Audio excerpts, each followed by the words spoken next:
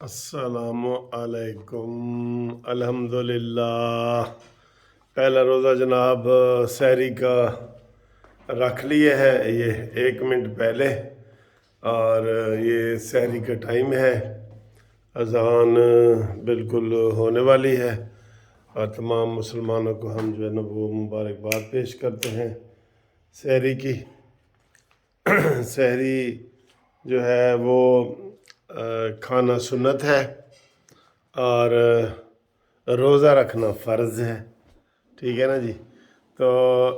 کئی لوگ ہوتے ہیں کہ وہ رات کو 12-1 بجے یا اس طرح کر کے جب وہ لیٹ سوتے ہیں تو وہ روزے کی نیت رکھ سکتے ہیں، رکھ لیتے ہیں، تو ان کا بھی روزہ تو اللہ تعالیٰ قبول کرتا ہے،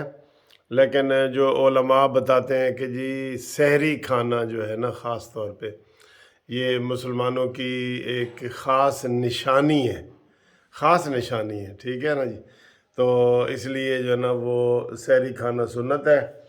اور سحری کھانے سے ظاہر ہے آپ کو توانائی ملتی ہے، طاقت ملتی ہے۔ تو یہ جو کرسچین ہیں ان کی وہ 12 بجے رات کو سو جاتے ہیں، 12 بجے، اور روزہ رکھ لیتے ہیں 12 بجے، تو پھر اسی طریقے سے وہ شام کو 6 بجے کھولتے ہیں، تو ان کے ٹائمنگز فکس ہوتے ہیں تقریباً۔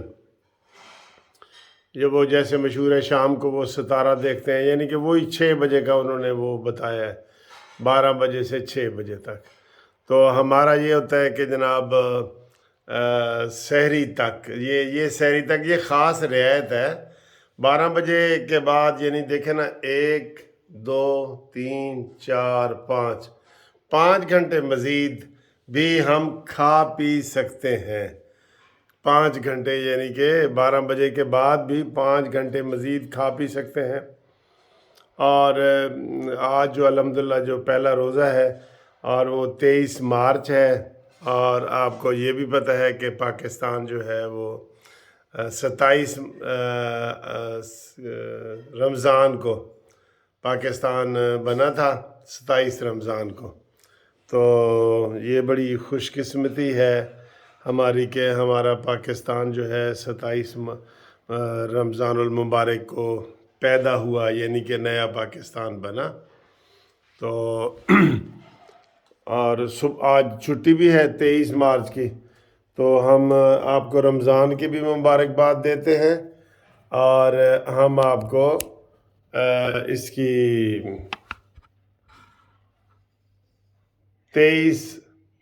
مارچ کی بھی مبارکباد دیتے ہیں، ٹھیک ہے نا۔ تو امید ہے آپ بھی انشاءاللہ جو دوست روزے رکھ رہے ہیں اللہ تعالیٰ ان کے قبول کرے، اور جو کوئی بزرگ ہے یا نہیں رکھ سکتے تو اس کا بھی قرآن میں اور اسلام میں جو ہے نا یہ بتا دیا گیا ہے کہ آپ مساکین کو کھانا کھلائیں، اور ان کو بالکل جس طرح آپ روزہ رکھتے ہیں افطاری کرائیں، کھانا کرائیں،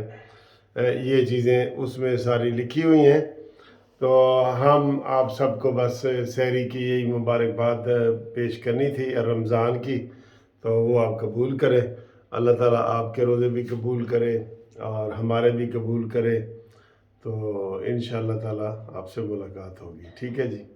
اللہ حافظ۔